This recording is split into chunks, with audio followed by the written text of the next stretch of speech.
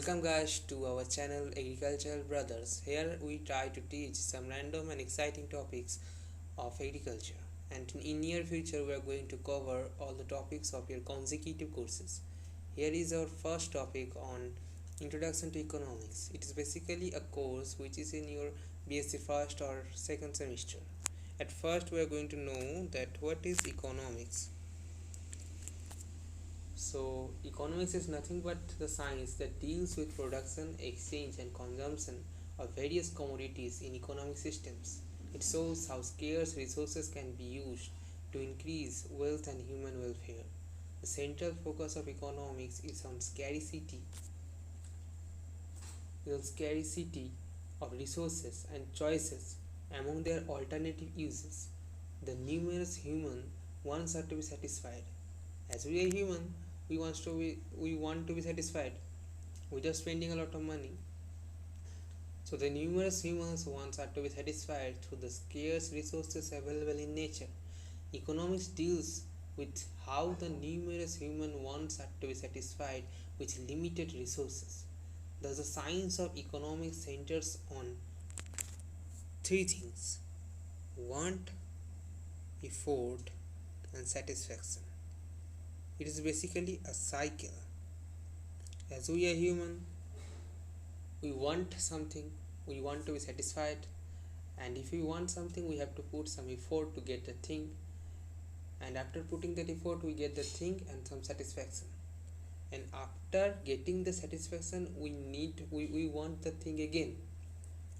And if we want the thing again, we have to put the effort again, and the cycle, like that way the cycle continues. So we just learned that what is economics, and now we are going to learn that that from which word the economics word came. So the economics word came from a Greek word oikonomikos, which consists of two words, oikos and nomos. So oikos meaning a household and nomos meaning management. So the literal meaning of economics is management of a household. And now we are going to take a look that the division of economics. So it has two approaches. One is traditional approach and one is modern approach. And in traditional approach we can see that there are four types: consumption, production, exchange, and distribution. And what is consumption? Consumption is a very simple thing. Consumption is that the satisfaction of human wants through the use of goods and services is called consumption. It is a very simple thing. And then production. What is production? Production is that goods that satisfy human wants. That are production. Like or production, the sources like land, labor, capital, and organization that are needed for that production. Hence, production would mean that criteria of utility or producing things for satisfying human wants is production. So production is also a very simple thing. And after that, what is exchange? Exchange means that goods are produced not only self-consumption but also for sales. They are sold to buyers in markets. For example, we go to meat shop to buy some meat in exchange of currency. Like that, the process of buying and selling constitutes exchange. Okay, so exchange is a very common thing in your life and we know about it. And after that, a pretty complicated thing, that is distribution. And what is distribution? The production of any agricultural commodity requires four factors that we have seen earlier: land, labor, capital, and organization. These four factors of production are to be rewarded for their services rendered in the process of production. Like, for example, the landowner gets rent, the laborer earns his wage, the capitalist is given with interest, and the entrepreneur is rewarded with profit. The process of determining rent, wage, interest, and profit is called distribution. So distribution is a pretty much complicated thing, but you can easily understand this. And after that, the fifth point, that is public finance comes. But here you can't see that the point public finance. If you go through some other books, then you can see that point, that public finance, it is a very simple thing. Public finance, is a study that how the government gets money and how it spends it. It is a thing, that public finance. And after that, the modern approach comes. In modern approach, there are two types, microeconomics and macroeconomics. And we are going to see that what is micro and macroeconomics. So, microeconomics. Microeconomics is basically related to a individual person or a small group of person, and macroeconomics is basically related to a whole country or whole population, like that thing. First we read the definition, that microeconomics is the study of economic actions of individual. As I mentioned, that microeconomics is related to an individual and small groups of individuals. Yeah. And macroeconomics studies the economy as a whole, like economy of a country, or economy of a population, economy of a state, like that things. There's a large number of large relative thing is macroeconomics. So macroeconomics studies the economy as a whole and not a single unit. Here comes the point, that not a single unit, but combination of all is macroeconomics. And what is its concern? It's particular households like you and me, firms and industries like small industries. It is concerned with that things.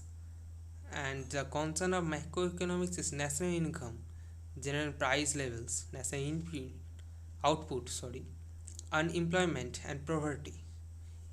It is the things that concern with macroeconomics. Like you can consider the GDP, gross domestic product. It is concerned with macroeconomics. And what are the objectives of macroeconomics? That on demand side is to maximize utility, whereas on the supply side is to minimize profit at minimum cost. It is nothing but a human want. As we are human, we want to be satisfied without spending a lot of money. It is a very simple thing that we want. So for an individual or a group of individuals, it is the objective which come under microeconomics. And for macroeconomics, the objective is full employment, price stability. As we know that our petrol prices are going too far for our need, to our level. The petrol prices are going too high. So if the price of petrol is not going to a stabilizing point, that we will be not able to buy that petrol again, and we have to ride the cycle, like that thing. That in macroeconomics, the price stability is a very important thing, and economic growth and favorable balance of payments. And after that, the basis price mechanism which operates with the help of demand and supply forces. That in future classes we are going to see that what are the things that demand and supply. It is a very basic things of economics, that demand and supply. Where the demands are high, then the prices are to be high. if there is supply is less, and if there is low demand and the supply is very more, then the price will be less.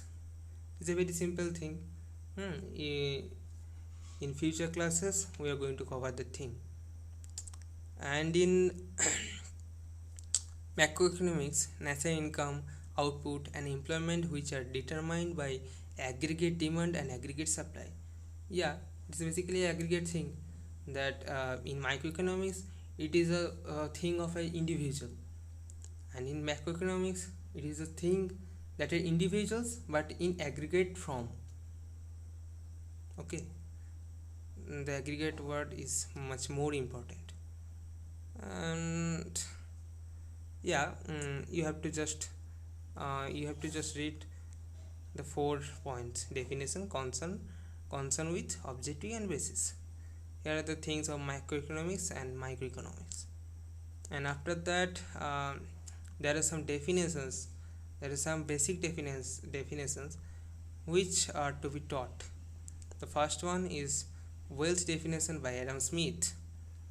Adam Smith is a very well-known economist.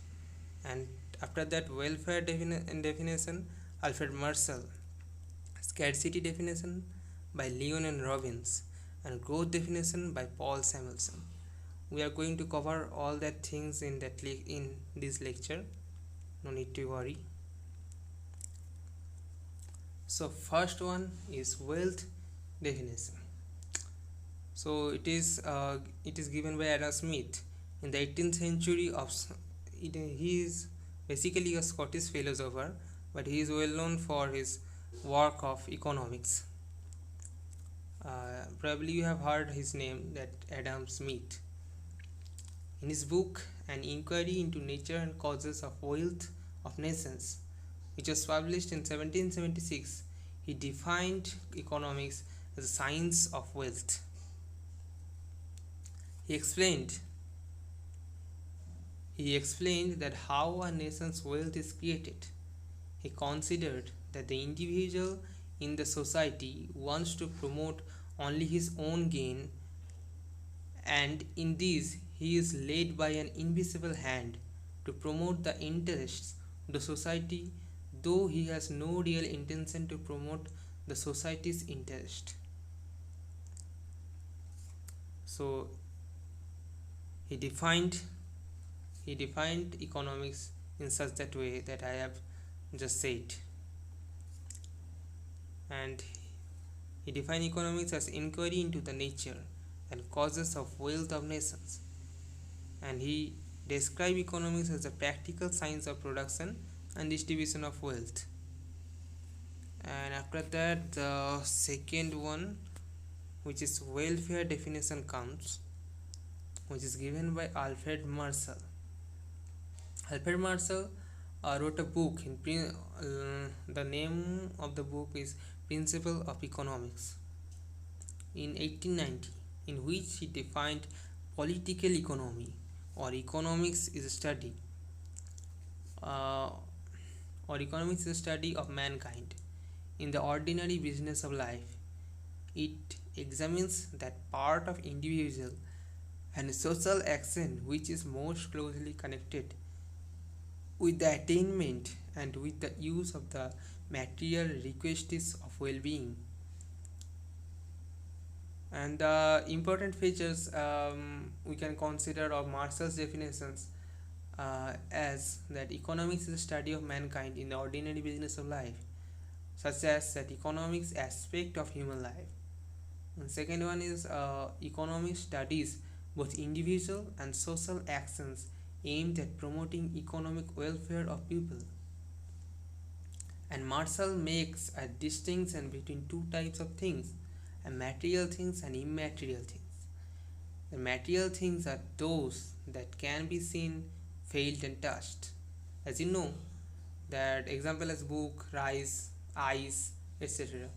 And immaterial things, which are those that cannot be seen, felt and touched. Example as skill in the operation of in any kind of thing. The skill is that immaterial thing.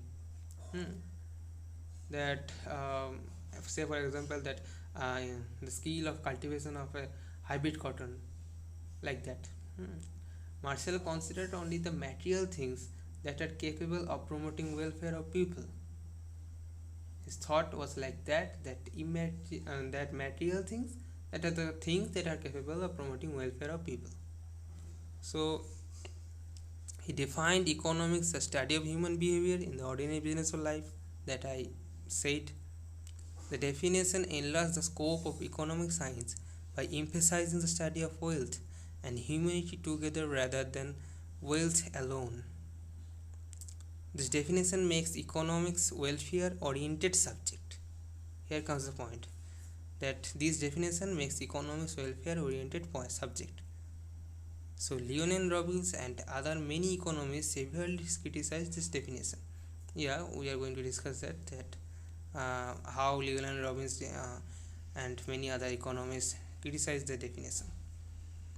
And after that, the scarcity definition. So the scarcity, yeah. According to Leonel Robbins, economics is a science that studies human behavior as a relationship between ends and means which has alternative uses. Okay. Yeah.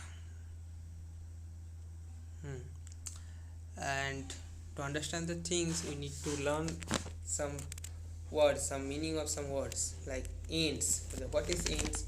In economics, in modern economics, that ends are the human wants, and scare is limited resources. And his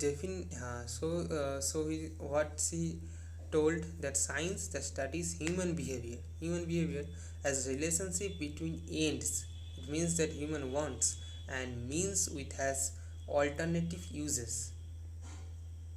It is economics according to Leonel Robbins, and his definition that economics as a positive science only without touching normative aspects of economics.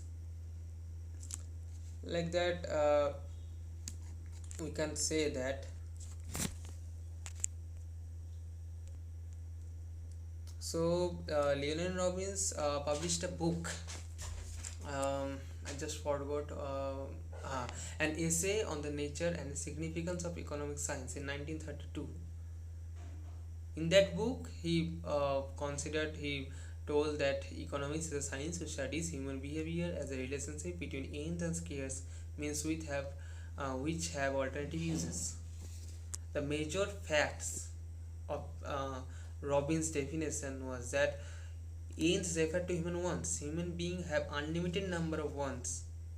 Yeah, as we human, you can consider yourself too, that you don't have a single want. You have many wants that you want to fulfill in your life. And the other hand, resources means that are limited or scarce in supply. There is scarcity of a commodity if its demand is greater than its supply.